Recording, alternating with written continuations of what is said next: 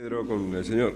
Acordate también un poco de la prédica del domingo que hablábamos, de que el Señor le habló a Pedro y le dijo: sobre esta roca edificaré mi iglesia, ¿te acordás? A este Pedro, dice este pasaje, versículo 31, dijo también el Señor: Simón, Simón, y aquí Satanás os ha pedido para zarandearos como a trigo, pero yo he rogado por ti que tu fe no falte, y tú, una vez vuelto, confirma a tus hermanos. Él le dijo: Señor, dispuesto estoy a ir contigo, no solo a la cárcel, sino también a la muerte. Y él le dijo: Pedro, te digo que el gallo no cantará hoy hasta que tú niegues 3 veces que me conoces. Inclusive Marcos, en el pasaje paralelo, en el capítulo 14,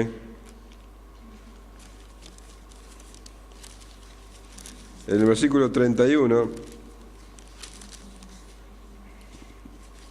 después de escuchar eso que el Señor le dijo, Pedro de acá dice en el versículo 31, mas él con mayor insistencia decía: si me fuera necesario morir contigo, no te negaré. También todos decían lo mismo. Acá tenemos a Pedro seguro de sí mismo, seguro de que iba a ser una roca, ¿no? El momento de la prueba. ¿Qué pasó esa noche? Esa roca se vino abajo. Sí, Señor. ¿Sí? Ahora bien, fíjate vos qué contraste. Vamos a Juan, capítulo 21. Ya Pedro había sido humillado, había visto que sus fuerzas no eran suficientes.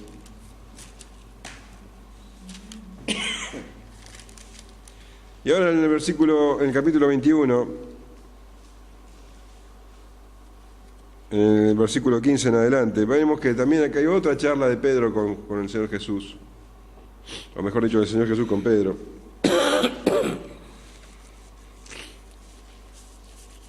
Y acá podría decirle al Señor Jesús: ¿viste, Pedro, qué desastre que sos? Tanto que hablabas. Me fallaste, Pedro. Yo no puedo confiar en vos. Vos me dijiste que no me ibas a negar y me negaste 3 veces. ¿Así le dice el Señor? No, dice: cuando hubieran comido, Jesús dijo a Simón Pedro: Simón, hijo de Jonás, ¿me amas más que a estos? Le respondió: sí, Señor, tú sabes que te amo. Él le dijo: apacienta mis corderos. Volvió a decirle la segunda vez: Simón, hijo de Jonás, ¿me amas? Pero le respondió: sí, Señor, tú sabes que te amo. Le dijo: pastorea mis ovejas. Y le dijo la tercera vez: Simón, hijo de Jonás, ¿me amas? Pedro se entristeció de que le dijese la tercera vez: ¿me amas? Y le respondió: Señor, tú lo sabes todo. Tú sabes que te amo. Jesús le dijo: apacienta mis ovejas. Y acá le hace un anuncio de cómo iba a morir, ¿no? De cierto te digo, cuando eras más joven te ceñías e ibas a donde querías, mas cuando ya seas viejo extenderás tus manos y te ceñirá otro y te llevará a donde no quieras. Pero el asunto de acá es que el Señor ya está hablando con otro Pedro. No era el mismo Pedro que se las sabía todas, que tenía toda la confianza en sí mismo. Acá tenemos a un Pedro humillado, a un Pedro que conocía que era débil. Y vos sabés, habrás escuchado un montón de predicaciones sobre la diferencia entre lo que el Señor le decía y lo que Pedro entendía. Porque el Señor le decía: Pedro, tú me amas, ágape, tú me agapas. Y Pedro le contestaba: Señor, tú sabes que yo te fileo, te quiero. O sea, el amor de Pedro ya no era el amor perfecto, ya no se consideraba aquel que iba a dar su vida, ya era otro Pedro. El Señor lo restaura y a este Pedro humillado por las pruebas es que le da la misión de pastorear las ovejas. ¿Te das cuenta de lo que hacen las pruebas? El resultado de las pruebas. Sin las pruebas, nosotros somos como el primer Pedro. Las pruebas hacen que nosotros veamos nuestra condición verdadera y solamente confiemos en Dios. Ese es el propósito de las pruebas. ¿Se entiende esto? El costo del amor es la muerte. Sí. ¿Se entiende? Bueno, entonces continuamos. Primera de Pedro. Habíamos dejado en qué versículo? 9. ¿Alguno lo aprendió de memoria? Solamente Marcela. Vamos. ¿Nadie se lo aprendió de memoria? Bueno, vamos a dejar a Marcela. Dale, Marcela, a ver. Pedro, apóstol de Jesucristo, a los expatriados de las regiones del Ponto, Galacia, Capadocia, Asia y Bitinia, dirigidos según la presencia de Dios Padre, santificación del Espíritu, para obedecer y ser rociados con la sangre de Jesucristo, gracia y paz sean multiplicadas. Bendito el Dios y Padre de nuestro Señor Jesucristo, que por su gran misericordia nos hizo renacer por una esperanza viva por la resurrección de Jesucristo de los muertos, para una herencia incorruptible, incontaminada e inmarcesible, reservada en el cielo para vosotros, que soy guardado por el poder de Dios mediante la fe, para alcanzar la salvación que está preparada para ser manifestada en el tiempo postrero, con lo cual vosotros os alegráis, aunque ahora, por un poco de tiempo, si es necesario, tengan que ser afligidos en diversas pruebas, para que sometida a prueba vuestra fe, mucho más precioso que el oro, el cual, aunque perecedero, se prueba con fuego, sea de alabanza, gloria y honra cuando sea Manifestado Jesucristo. a quien amáis sin haberlo visto, y en quien confiando, y en quien creyendo, aunque ahora no lo veáis, os alegráis con gozo inefable y glorioso, obteniendo el fin de vuestra fe, que es la salvación de vuestra alma. Muy bueno. Muy bueno. El tema es que Marcela lo tiene en su cabeza y lo va masticando, va encontrando que en su vida esto se va adaptando, que se va, que la palabra de Dios se cumple. Entonces es importantísimo memorizar la palabra de Dios. A ver si la clase que viene alguno otro se aprende, ¿sí? O mejor dicho, la clase que viene señalo al que señalo y no la sabe, se paga el asado. ¿Listo? Asado para todos.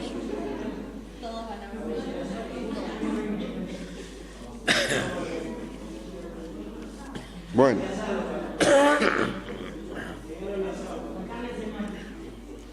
Entonces Pedro, nosotros vemos la riqueza de su vocabulario. Él constantemente está hablando doctrina tras doctrina tras doctrina. Empieza su carta y ya en el versículo 2 vemos la doctrina de la Trinidad, la doctrina de la elección. Vemos que continúa con la doctrina de la salvación, de la... Bueno, ahora vamos a entrar por la santificación. Terminábamos entonces el capítulo de la clase pasada con el versículo 9, que habla de la fe.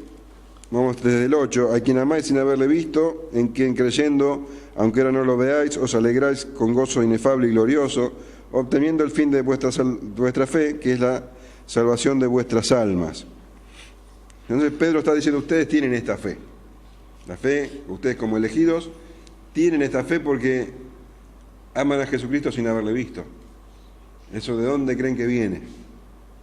Eso es un don de Dios. Y creyendo, dice, creyendo,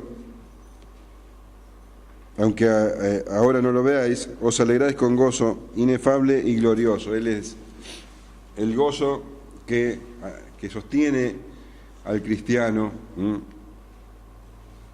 obteniendo el fin de vuestra fe, que es la salvación de vuestras almas. Esto es algo tan grande que tenemos que valorar. Nunca tenemos que acostumbrarnos a esta idea. Porque continúa diciendo,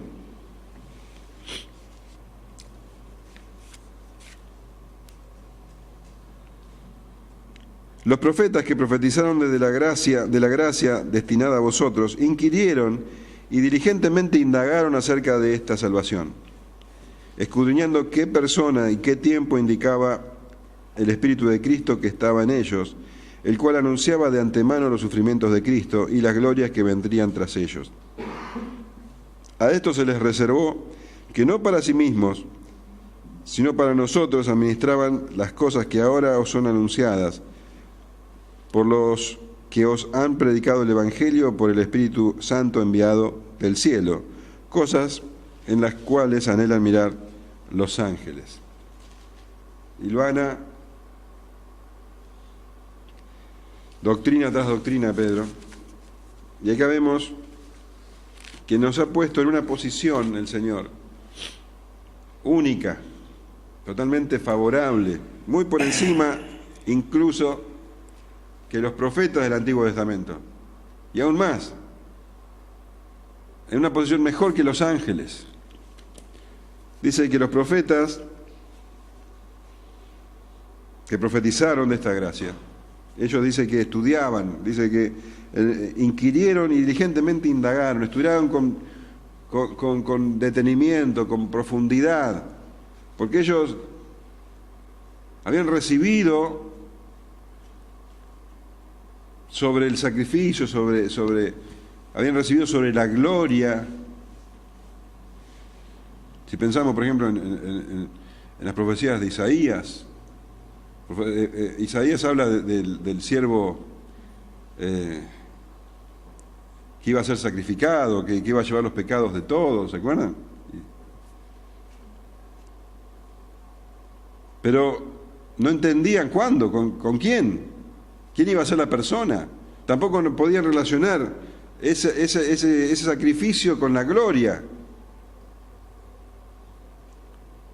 Y ellos indagaban, estudiaban, dice, diligentemente, cómo es esto de los sufrimientos. Porque dice que el Espíritu de Cristo les hablaba.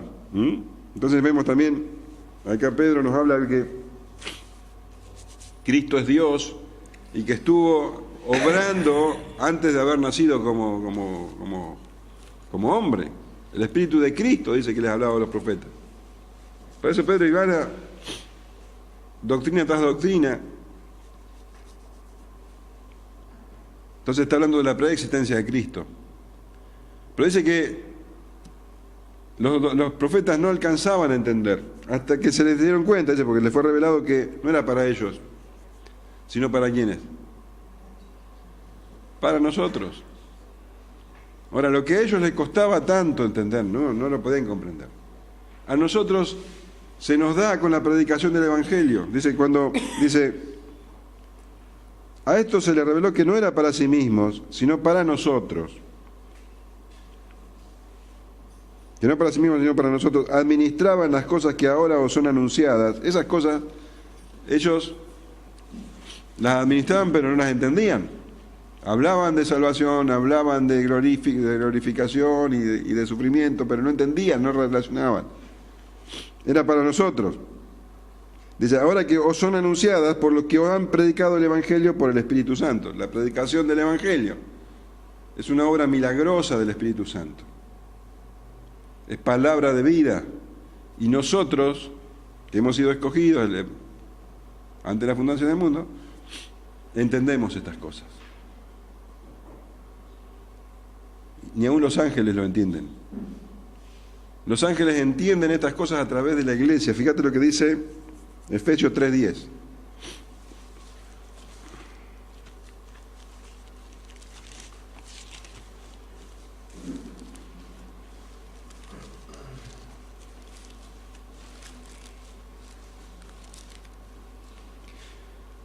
Para que la multiforme sabiduría de Dios sea ahora dada a conocer por medio de la iglesia a los principados y potestades en los lugares celestiales. Los ángeles dicen que están mirando, dice cosas que anhelan mirar. Y la palabra en griego esa de mirar, está hablando que estiran su cuello para mirar, como que están ansiosos por entender. Y ellos van entendiendo a través de la iglesia. Ese plan maravilloso de Dios que estuvo oculto hasta estos días, hasta que surgió la iglesia, y que ahora se da a conocer por medio de la iglesia. Entonces no fue para los profetas, no fue para los ángeles, fue para nosotros. No podemos minimizar esto que Dios nos ha dado, este conocimiento que Dios nos ha dado. Ahora bien, ante semejante conocimiento, ante semejante revelación, ¿cómo vamos a vivir? ¿Cómo te parece a vos? ¿Cuál es la palabra que tiene que definir la vida del cristiano? Santidad. Santidad. De eso va a hablar en los siguientes versículos. Por tanto, ceñid los lomos de vuestro entendimiento, sed sobrios y esperad por completo en la gracia que se os traerá cuando Jesucristo sea manifestado. Como hijos obedientes, no os conforméis a los deseos que antes teníais estando en vuestra ignorancia, sino como aquel que os llamó es santo, sed también vosotros santos en toda vuestra manera de vivir. Porque escrito está, sed santos, porque yo soy santo. Amén. La palabra santo, santidad, surge sola aquí. Entonces dice, por tanto, debido a todo lo que ahora hemos conocido, a todo lo que el Señor hizo, entonces dice, ceñid los lomos de vuestro entendimiento, sed sobrios y esperad por completo en la gracia que se os traerá cuando Jesucristo sea manifestado. Ceñid los lomos de vuestro entendimiento, sed sobrios y esperad por completo en la gracia que se os traerá. Esto es algo que debemos hacer debido a que hemos recibido tanta gracia, tanta misericordia. Algo que ni los profetas ni los ángeles recibieron, solamente nosotros. Debido a esto tenemos que vivir conforme a esto. Ceñir los lomos de nuestro entendimiento. Qué frase difícil, ¿no? Si alguno tiene otra traducción.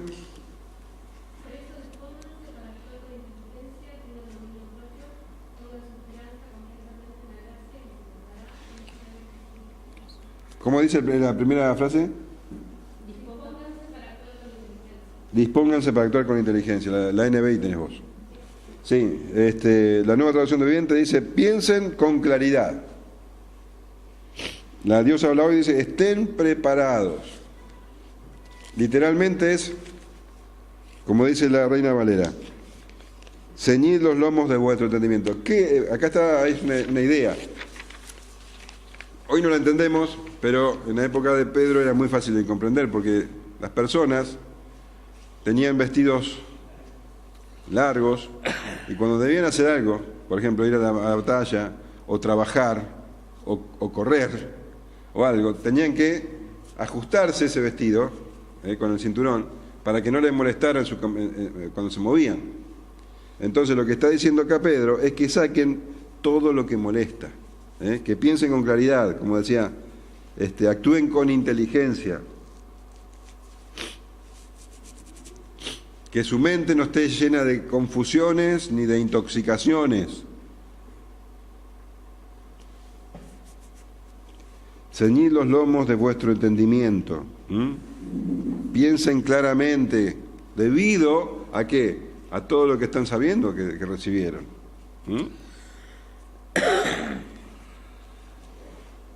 Sin temor, sin preocupación, nada que los estorbe. Sed sobrios. Ahí en la NBI, como dice, tengan dominio propio.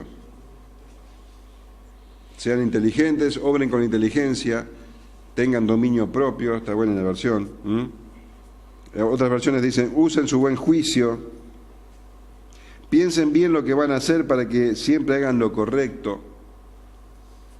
Entonces está diciendo, no se dejen dominar por nada. Tengan claridad de pensamiento y no se dejen dominar. Y hoy, cuidado, Porque está hablando de una mente despejada, de una mente que no tiene contaminaciones. Renovada. Sí, pero está hablando de pensar con claridad y en esa época no existía el Internet, no había redes sociales, no estaba el Facebook. La gente no estaba todo el día. Hoy me parece que es más peligroso pensar con claridad que en esa época. Entonces, cuidado, no te dejes avanzar, tené dominio.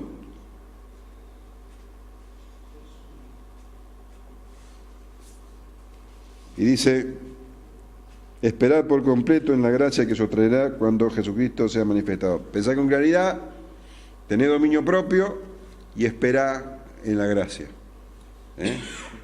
Esas cosas es lo que hay que hacer debido a esto. A que somos hijos de Dios, a que tenemos esperanza, a que hay pruebas y somos afligidos por pruebas, pero tenemos una herencia mucho mayor, infinitamente mayor. Entonces, dice, y esperad por completo en la gracia que se os traerá cuando Jesucristo sea manifestado. Hay un día marcado en la historia en que Jesucristo será manifestado. Está, ese día es. Solamente falta llegar. Entonces lo que hagamos ahora, que sea consecuente con eso. No nos dejemos avasallar por este tiempo. ¿Qué significa esperar por completo? ¿Se puede esperar por parte? ¿Y sí? O sea, estar con nuestra mente, nuestra esperanza, lo que estuvo diciendo todo el tiempo. Nuestra esperanza puesta en Cristo. No en el domingo quién va a salir en las elecciones. O en otras cosas terrenales. Nuestra esperanza está en el Señor, nuestro gozo está en el Señor. Si no ponemos nuestro gozo en el Señor, nunca vamos a tener gozo, es la verdad. ¿Sí? Amén. Hoy no están tan... Bueno. Como hijos obedientes, no os conforméis a los deseos que antes teníais estando en vuestra ignorancia.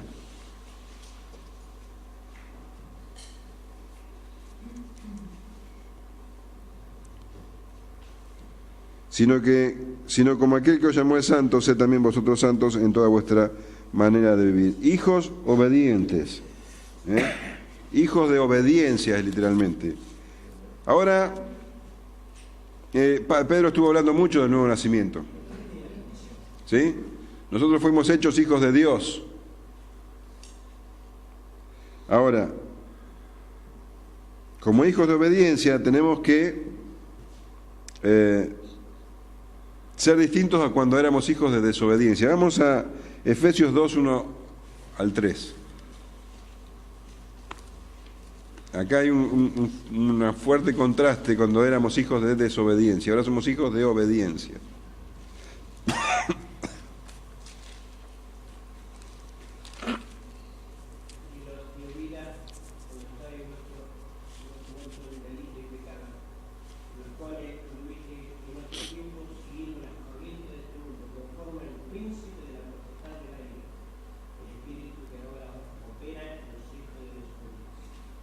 Qué bárbaro, ¿no? O sea, andábamos según nuestros deseos, en realidad andábamos según los deseos del príncipe de este mundo, del príncipe del aire.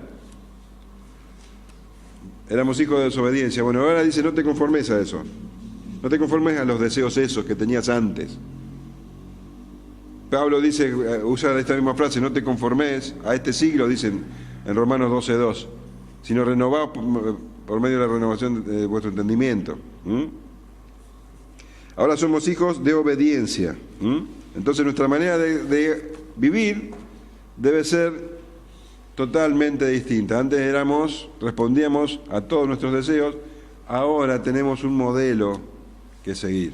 Dice, sino como aquel que os llamó es santo, sed también vosotros santos en toda vuestra manera de vivir, porque escrito está, sed santos porque yo soy santo. Esto lo dice Levítico 11:45, 46, 44 y 45, dice, sed santos porque yo soy santo. Ahora vos fíjate que acá el mandamiento es que seamos santos. Pero en el versículo 1:2, ¿qué dice? Elegido según la presencia de Dios Padre en santificación del Espíritu. Acá te dice que el que te santifica es el Espíritu, dice ahí. Pero acá se nos está ordenando a nosotros ser santos. ¿Cómo conciliás esto vos? Con el pasaje se le dice que Él nos da el querer como el hacer. O sea, digo, Él nos capacita y nosotros lo hacemos. Sí, está bueno. Hay dos acepciones, uno que es ser santo como espíritu apartado y otro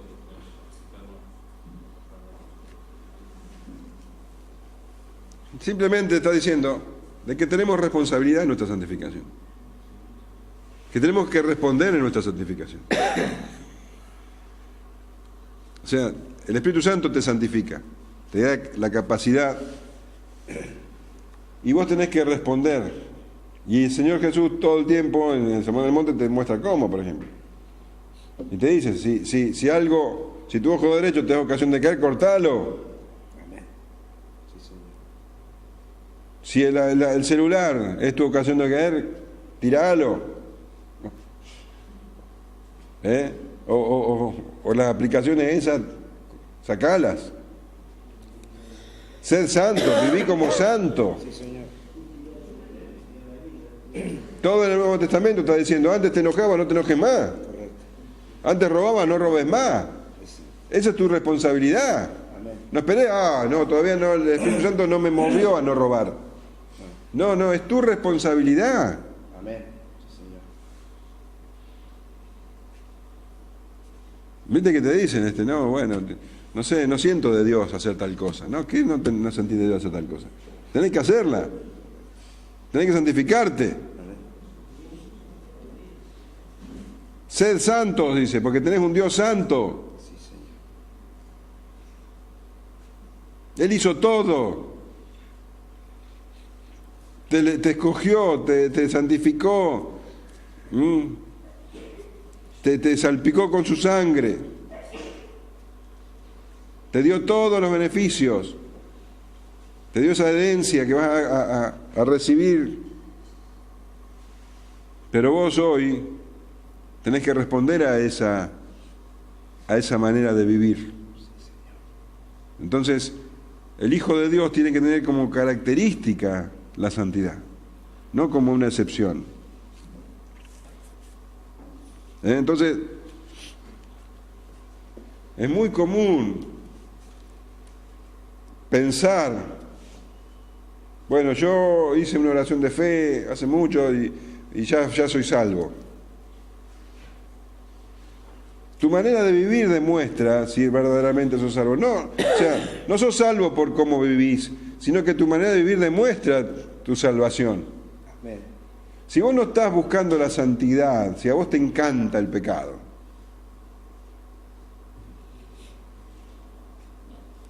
yo tendría un poco de miedo. Porque el Hijo de Dios peca, pero no vive en pecado. El Hijo de Dios cuando peca, se da cuenta que pecó y se arrepiente. El Hijo de Dios puede estar luchando contra el pecado, pero tiene la victoria. Entonces, va a luchar contra el pecado, pero lo va a vencer al pecado, porque está Dios metido en el asunto. No es una lucha perdida. ¿Se entiende? Entonces, santificate, así es la cosa. Sed santos, dice Pedro. Dice el Señor, porque yo soy santo. Versículo 17 dice, y si invocáis por Padre a aquel que sin acepción de personas juzga según la obra de cada uno, conducíos en temor todo el tiempo de vuestra peregrinación. Escuchame. El mundo está bajo un juez. Mira cómo dice. Aquel que sin acepción de personas juzga según la obra de cada uno. Todos Vamos a ser juzgados. El mundo está bajo juicio. Sí, Señor. Guárdanos. Ahora, podríamos pensar, bueno, estamos acomodados, porque el juez, yo lo invoco como mi padre, es mi padre. Estamos bien. Como el juez es mi padre, comamos y bebamos.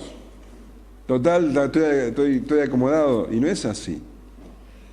No es así. Sed santo, dice el Señor. Sed santo. Vos invocás al juez como padre y está bien, pero él juzga a todos. No jugues con él. No te burles de él. Dice, conducíos en temor todo el tiempo de vuestra peregrinación. ¿Qué es eso de conducirse en temor? ¿Está diciendo que tengamos miedo? ¿Peregrinación a qué se refiere? Caminar, andar. ¿Eh? Caminar, andar. Sí, pero ¿a qué se refiere concretamente acá? A la vida del cristiano. Amén. La vida del cristiano es una peregrinación. ¿Por qué? Porque somos peregrinos, no somos de este mundo. De paso. Estamos de paso. Sí, Señor. Nosotros somos ciudadanos del cielo, ¿no es cierto? Estamos peregrinos acá. Entonces, mientras estamos de paso en esta tierra, conduzcámonos con temor. ¿Temor a quién? A Dios. Sí, Señor. El Señor Jesús dice, temed a aquel que puede quitar la vida del cuerpo y el alma. Temor a Dios. Ahora, ¿qué significa temor a Dios? ¿Miedo a Dios significa? No. ¿Qué significa temor a Dios? Significa reverencia, significa respeto.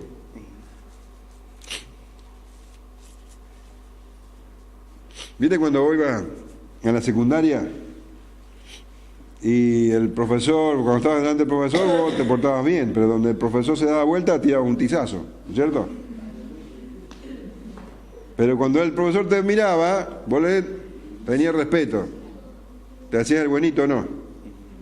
¿Sí? Sí, sí. Bueno, vos sabés que el juez, que tu padre está mirando constantemente, Amén. que estás en todo tiempo delante de él. Cuando estás con gente y cuando estás sin gente, cuando estás en la iglesia y cuando estás en tu casa. Entonces, conducite con temor, sabiendo que él está mirándote. Si vos sabés que él te está mirando y vivís una vida loca, entonces no tenés respeto por él, no tenés temor de él. No es así. O sea, tu santidad depende mucho de que vos sabés que él está ahí mirándote. Como decía el profeta Elías, vive Jehová en cuya presencia estoy. Estamos en la presencia de Dios. ¿Sí? Sí, Señor. También le dijo a Nicodemo en Juan 3:3 que sin santidad nadie le verá. Nadie verá a Dios. Amén. Entonces,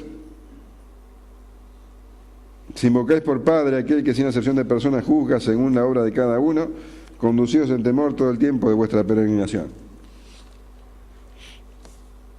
Sabiendo que fuisteis rescatados de vuestra vana manera de vivir, la cual recibisteis de vuestros padres, no con cosas corruptibles como oro o plata, sino con la sangre preciosa de Cristo como de un cordero sin mancha y sin contaminación. A ver, ¿por qué yo me tengo que conducir con santidad? ¿Por qué yo tengo que tener temor a Dios? ¿Porque es una obligación? ¿Porque es una ley? No, porque sabés lo que costó. ¿Sabés lo que costó que vos dejes de ser lo que eras para transformarte en otra persona? Vos sabés. Vos tenés conciencia ahora. A vos se te reveló. A los ángeles no se les había revelado, no se les había revelado a los profetas. A vos sí se te reveló. La sangre de Cristo tuvo que morir, tuvo que ir a la cruz, tuvo que sufrir, tuvo que llevar en sí mismo la carga de tu pecado y de todos los pecadores que iban a creer en Él. Dice, sabiendo que fuiste rescatado de vuestra vana manera de vivir, esa manera vana, esa manera sin propósito, esa manera inútil de vivir. Todo lo que hacíamos era inútil. Corríamos atrás del viento. Pero fuimos rescatados de esa vana manera de vivir, la cual recibiste de vuestros padres, que son, bueno, esa es la herencia de la carne. Pero nosotros no recibimos de cosas corruptibles, ni siquiera del oro y la plata, que es lo más valioso que te puede dar esta tierra, sino con la sangre preciosa de Cristo, como de un cordero sin mancha y sin contaminación. Pedro no puede dejar de dar doctrina y doctrina y doctrina. Cada frase de Pedro es doctrinal. Entonces la sangre de Cristo, como de un cordero, ¿está haciendo referencia a qué? ¿A qué festividad? ¿La paz? ¿Cuá? La Pascua judía, ustedes saben, ustedes leyeron el libro de Éxodo, lo que pasó, ¿se acuerdan? Cuando salieron de Egipto. ¿Te acordás? Y a partir de ahí se mataba un cordero siempre. Pero este era el cordero de Dios que quita el pecado del mundo, dijo Juan.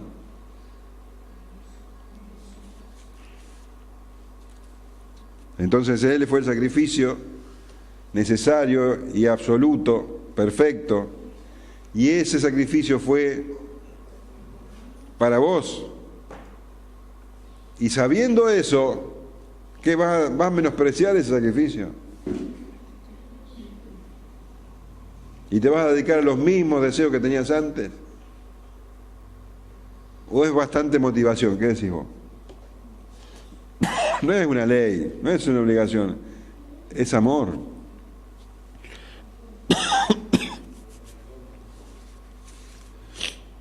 ¿No hay preguntas hasta acá? ¿Qué pasó hoy, che? Entonces, como de un cordero sin mancha y sin contaminación, ya destinado desde antes de la fundación del mundo, pero manifestado en los posteros tiempos por amor de vosotros, y mediante el cual creéis en Dios, quien le resucitó de los muertos y le ha dado gloria para que vuestra fe y esperanza sean en Dios. El versículo 20 te dice algo tremendo. Se ha destinado, ¿quién? ¿Quién estaba destinado? ¿De quién hablaba el versículo anterior? De Cristo, el Cordero. Ya destinado desde antes de la fundación del mundo, pero manifestado en los posteriores tiempos. A ver, ¿cuándo fue destinado el Cordero? Antes de la fundación del mundo. ¿Te das cuenta de esto? El Señor tuvo un plan de redención sobre el pecador antes de la fundación del mundo. Algunos dicen, sin conocer la Escritura, que Dios hizo al mundo, digamos, al hombre, mejor dicho, perfecto, pero como el hombre pecó, Dios tuvo que idear un plan B, que sería la muerte de Cristo, salvado por medio de la muerte de Cristo. Pero acá te dice claramente que no es así. El Cordero fue destinado desde antes de la fundación del mundo. Estaba todo en el plan de Dios. ¿Cuál es el plan de Dios, en definitiva? Salvar a la humanidad. Hacerse un pueblo. Sí, señor. Hacerse un pueblo, ojo. La iglesia. Hacerse un pueblo para que esté con Él todo, por la eternidad. Entonces, el Señor cuando creó en su conocimiento, digamos, en su presciencia, antes de fundar el mundo, Él ya tenía en su mente que el hombre iba a pecar y que cómo lo iba a redimir. Por eso te escogió a vos, antes de la fundación del mundo. Él ya sabía todo. Todo esto responde a su plan. ¿Te das cuenta de eso? A ver si veo caras. O sea, Dios es perfecto. Sí, Pero lo que estaba creando no era perfecto. sí, perfecto. Estaba creando lo que él quería crear. Porque él quería sacar de esta raza caída un pueblo. Bueno, Ese fue su propósito.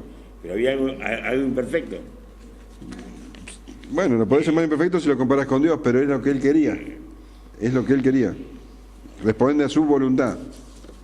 Responde a su voluntad. Él quería hacerlo así. Él podría haber hecho él podría habernos puesto en vez de pies ruedas. Pero no, él quiso hacer así. Y él dispuso a ser un pueblo de esta raza caída que es el hombre. Habla de la soberanía de Dios. Soberanía total de Dios. Absoluta. Dios es soberano absoluto. ¿Cómo el pecado estaba en la voluntad de Dios? Nadie pregunta eso. Bueno, sigo de largo. Buenísimo. Por lo que yo veo, pues, ¿hay algo imperfecto? Sí, fue todo provocado por él. Claro. Todo fue, la creación es de él. Todo es él. Ahora, ¿Hay algo imperfecto es ahí? maravilloso. O sea, la culpabilidad del hombre. Sí, sí. Dios los creó sin pecado y el hombre pecó, pero nos dio la libertad. Sabía.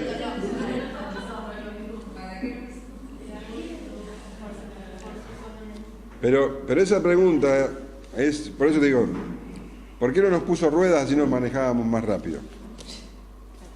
Es la voluntad de Dios, es el plan que Él tomó, ese es el plan, no otro plan. Él quiso que de una raza, ¿por qué nos hizo todo perfecto y se acabó y ya íbamos al cielo? No era lo que Él quería. Porque es su voluntad. Claro, De miles y miles de posibles planes, Él quiso este plan.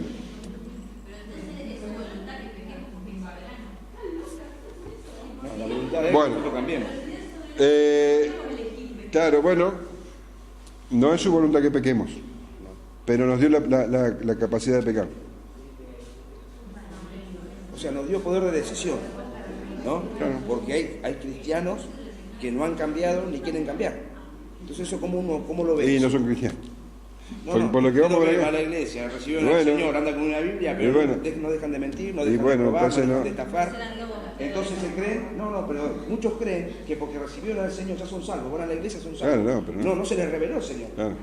No nacieron de nuevo, como dice, o sea, lo que usted está hablando es el nacer de nuevo, Claro. verdaderamente, como Cristo, Claro. o sea, quiere de nosotros. Claro. Pero también nosotros tenemos que tener una disposición de decir, sí, yo reconozco que necesito nacer de nuevo. No. El nacer de nuevo, o sea, nosotros no podemos nacer de nuevo, no hay forma. Entonces, ¿por qué le dijo Jesús a Nicodemo, si no naces de nuevo no podrás entrar Pero al no reino le del dijo cielo? cómo, no le dijo. En lo ¿Y espiritual. cómo? Dice, ¿y cómo? Y eso es el espíritu, le dice. Correcto, pero se puede, No. No hay forma. ¿sí? Y le pregunto, A ver. ¿cómo hizo usted para nacer? Nada, bueno, fue engendrado obviamente por propósito de Dios. Ahora, ¿por qué yo? Porque hay personas que pueden dejar el alcohol, el vicio, las drogas, de mentir, de robar, si realmente no hay una ayuda exterior que es la del Señor. Sí. Ahora, yo fumé 30 años, me tomé alcohol, droga, mentiroso, estafador, lo peor de lo peor. Y iba a una iglesia como muchos los que estamos acá, 15 años, con la Biblia, con todo.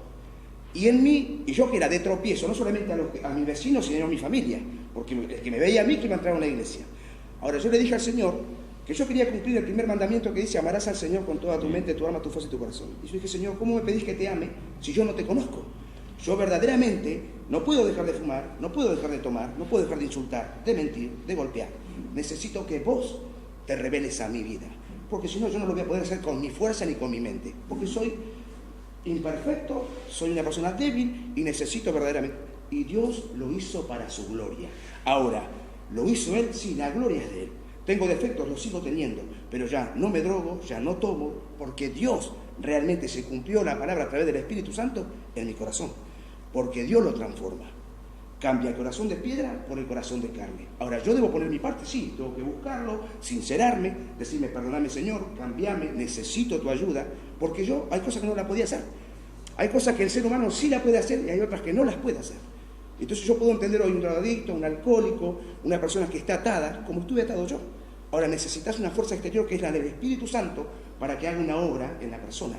Porque imposible que yo pueda humanamente cumplir los mandamientos de Dios, aún lo espiritual, que me cuesta orar, consagrarme todos los días, obviamente pedirle perdón al Señor. Pero vos necesitas realmente la revelación del Espíritu. Claro, Totalmente de acuerdo. Claro, porque si no la persona sigue mintiendo, sigue estafando, Claro. está bien a la iglesia, se cree que tiene 20 años en el Evangelio, no tiene nada que ver eso. Eso es religión, eso es engaño, es mentira. Me sé toda la Biblia, ¿qué tiene que ver? Satanás también se la sabe. Ahora, el tema es que yo sé que si Cristo viene ahora, yo me voy con Él. Tengo esa paz, esa seguridad que debe tener todo hijo de Dios. Más allá de las capacidades mías, que no sirven para Dios nada. Porque ¿qué hace Dios? Llena. Cuando yo le digo, Señor, yo no tengo nada, sin tu ayuda no puedo hacer nada. Y ahí Dios. Pero yo puedo dar fe delante del Señor de lo que Él hace en las personas. La transformación del Espíritu Santo en los corazones. No es que me cambiaron el cerebro, no. Dios cambió mi corazón. De golpear a mi esposa, a mis hijos, de maltratarlos. Y hoy tener una familia para la gloria tuya, Padre, consagrada, constituida. Mis hijos, mis nietos, pero lo hizo Dios. Totalmente de acuerdo. El tema, pero perfectamente de acuerdo, El tema es que el hombre natural, dice la palabra, Sí, no va a buscar a Dios porque no entiende. sí. Es algo, como usted decía, es una fuerza exterior, es Dios mismo Exacto. operando, incluso para que usted tenga la inquietud de decir, revelate a mí. Claro.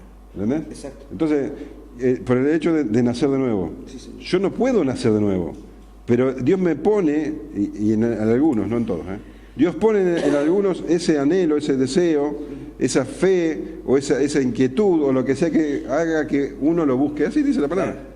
Porque habrá intentado 70 veces dejar de drogarse, Sí, de sí. dejar de fumar, de Sí, todo. lloraba, yo Y, no podía. y por su propia medio no. No Claro. podía con mi fuerza. No, claro. Así es. Así es. Que Dios te queda el primer paso, ¿no? Dios. Bueno, es Dios. Es Dios. Sí, pero también necesita nuestra voluntad. Como decía. Pero la voluntad es cuando una vez que ya tenemos ese empuje divino. Claro, pero es como. Es difícil. O sea, Porque yo me paro, acá no hay ningún converso, Sí, ¿no? Son todos, Sí. digamos, están en sus pecados todos, ¿no? Sí. Y yo me paro a predicar el Evangelio. sí. La misma palabra, y ninguno se convierte. Pero hay uno que empieza, está llorando. Resulta que lo tocó la palabra. ¿Por qué? ¿Porque es más bueno que el otro? ¿Más inteligente? No. A ese el Espíritu Santo lo Exacto. tocó. Sí, sí. La obra de él, sí, sí. Bueno, ¿alguna pregunta? Mari, que no te se está mordiendo. ¿No? Está llorando. Somos dos, Mari, mirá, yo también. Bueno, Tengo una pregunta, creo que acá cuando dice el Espíritu de Cristo está en ellos, y se refiere al Espíritu de Cristo o al Espíritu Santo. el mismo. El mismo. El mismo Espíritu. No hay otro, es el mismo. Bien. Entonces dice, ya destinado desde antes de la fundación del mundo, pero manifestado en los postreros tiempos por amor de vosotros. Por amor de vosotros. Misericordia, gracia, amor, todo eso es la predisposición de Dios sobre nosotros. Mediante el cual creéis, y acá está de nuevo, ¿mediante quién? Creemos, mediante Él. Amén. Sí, señor. ¿Quién le resucitó de los muertos y le ha dado gloria para que vuestra fe y esperanza sean en Dios? Y nuevamente la resurrección. Nuevamente el hecho de que Dios haya resucitado a Cristo de los muertos es nuestra esperanza, nuestra base de fe, para que vuestra fe y esperanza sean en Dios. Porque Dios resucitó a Cristo de los muertos, yo creo en Cristo. Y como creo en Cristo, creo en Dios. Todo lo hace Él.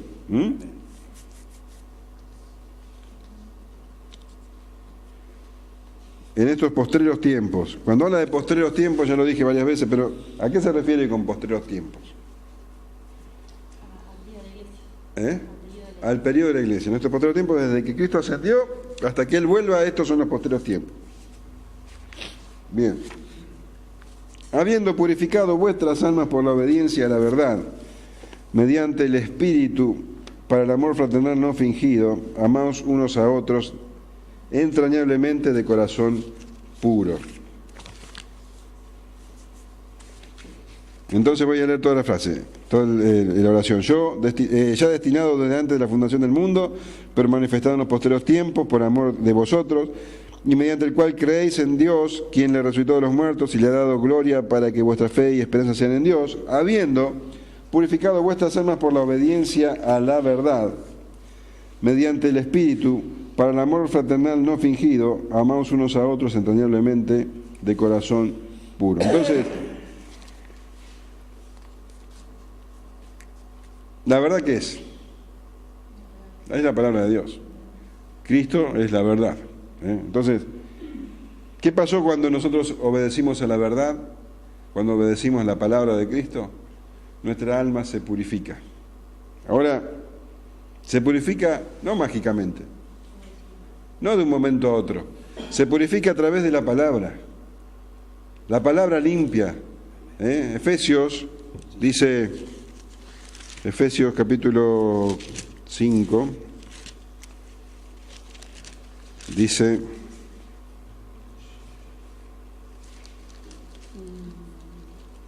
versículo 27, no, perdón, 26, 5:26, dice, bueno, vamos por el 25. 25 dice, maridos, amad a vuestras mujeres, así como Cristo amó a la iglesia y se entregó a sí mismo por ella, para santificarla, habiéndola purificado en el lavamiento del agua por la palabra.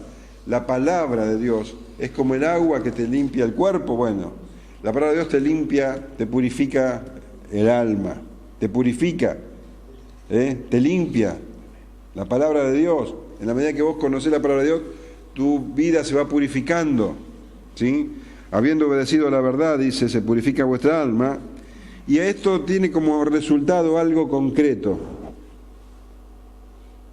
El hecho de que vos tengas el alma limpia, el hecho de que vos hayas obedecido a la verdad, trae como consecuencia el amor a tus hermanos. El amor fraternal no fingido. Dice, habiendo purificado vuestras almas por la obediencia a la verdad mediante el Espíritu, para el amor fraternal no fingido, amaos unos a otros entrañablemente de corazón puro. ¿Cómo nos damos cuenta de que nuestra vida ha cambiado? Bueno, un síntoma es que vos amás a tus hermanos.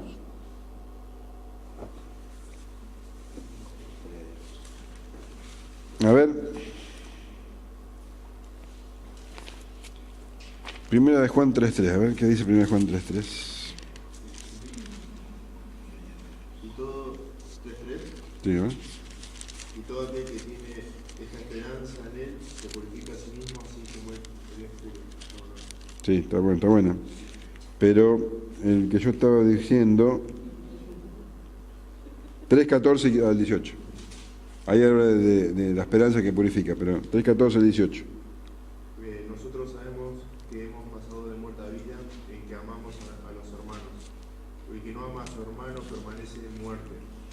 Todo aquel que aborrece a su hermano es homicida, y sabéis que ningún homicida tiene vida eterna permanente en él. En esto hemos conocido el amor en que él puso su vida por nosotros, y nosotros debemos poner nuestras vidas por los hermanos.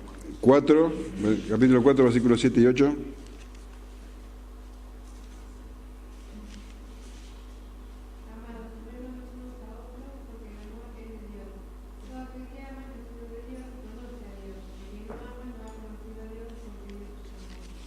Y 4, 20, 21.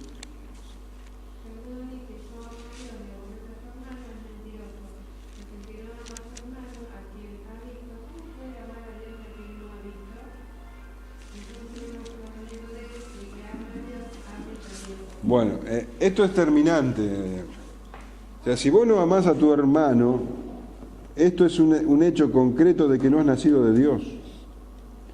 O sea, viste que muchos dicen, bueno, yo no quiero saber nada con la iglesia, pero amo a Dios. Bueno, esto te dice, no, absolutamente no, no es así para nada. Vos no podés amar a Dios que no ves si no amás a tu hermano que ves. Vos no podés amar a Dios y odiar a los hijos de Dios.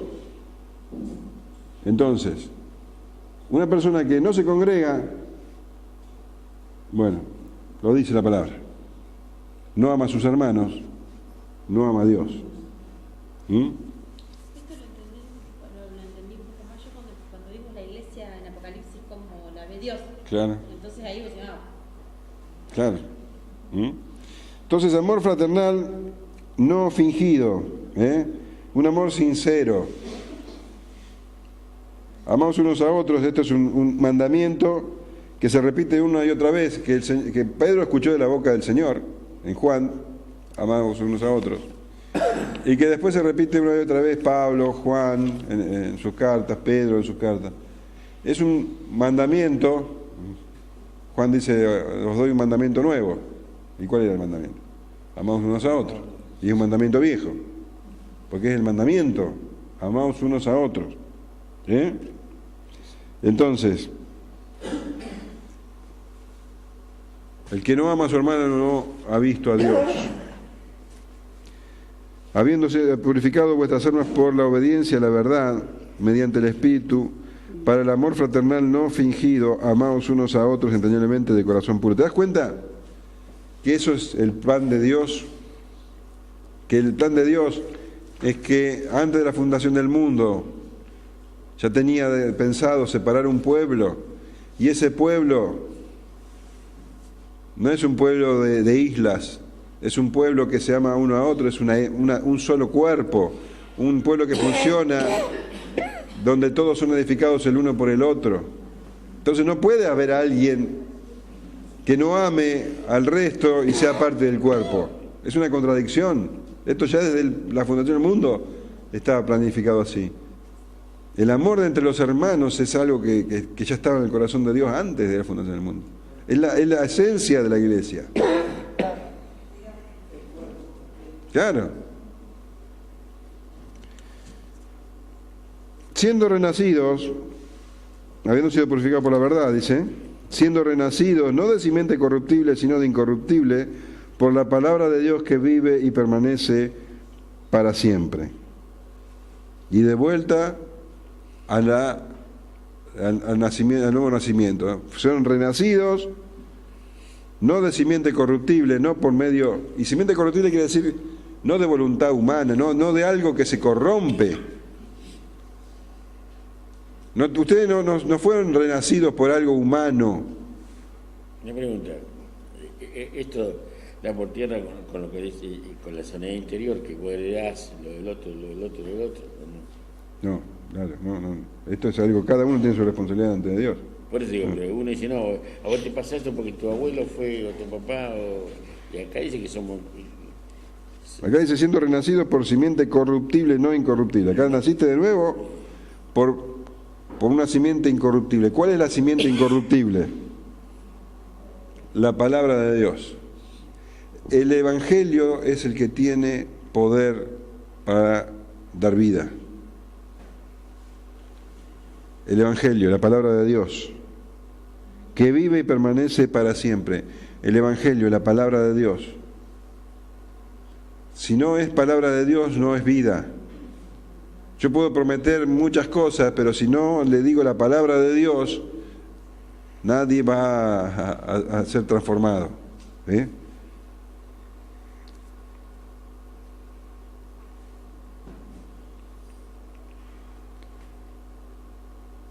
Siendo renacidos no de simiente incorruptible, sino de incorruptible, por la palabra de Dios que vive y permanece para siempre. Porque toda carne es como hierba, y toda la gloria del hombre como el flor de la hierba. La hierba se seca y la flor se cae, mas la palabra del Señor permanece para siempre. Y esta es la palabra que por el Evangelio os ha sido anunciada. Entonces, acá Pedro cita a Isaías, también lo citó Santiago, y muestra lo que es el hombre, lo fugaz que es la vida del hombre, lo fugaz que es incluso su gloria, la fama, el poder, el dinero, todas esas cosas son solamente como una flor de la hierba, un adorno de la hierba que se va a caer. Vos no te acordás, vos ni siquiera conociste a las personas que eran famosas en la década del 40. Ni siquiera capaz que... Bueno, todo perece. Las personas más poderosas, Napoleón, perecen, su gloria perece. Pero hay una cosa que no perece, que es igual en todas las épocas, lo mismo en la época de Pedro, en la época de Napoleón y en la época nuestra, la palabra de Dios. Esa palabra es la que nosotros recibimos. Esa palabra es la que da vida. Por eso cuando vos vas a hablarle a alguien, hablarle del Evangelio, la palabra de Dios, no le digas otra cosa. Porque esa es la palabra que nosotros recibimos y recibimos vida a través de ella. ¿Amén? Che, no, ninguna pregunta.